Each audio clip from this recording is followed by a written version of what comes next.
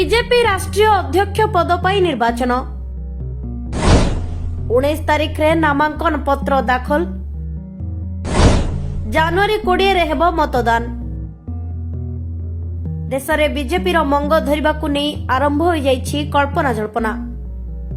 BJP राष्ट्रीय अध्यक्ष पद पर निर्वाचन होबाकु थिबा बेले काहा हाथ को जीव दायित्व ताकु नहीं आरंभ होइछि आलोचना। तेबे बीजेपी एक राष्ट्रीय दल जहार निजस्व नीति आदर्श और निर्दिष्ट नियम रहिछि। दल भितरे थिबा प्रत्येक नेता और कर्मी ताहा मानिबाकु बाध्य। एहाकु ही दलीय श्रृंखला कहा जाए। तेणु आगामी राष्ट्रीय अध्यक्ष निर्वाचन पई प्रस्तुति आरंभ करिसेंती दलर विशिष्ट तथा हेवीवेट नेता। जनवरी 20 रे निर्वाचन हेबो बोली विज्ञप्ति प्रकाश पाइछि।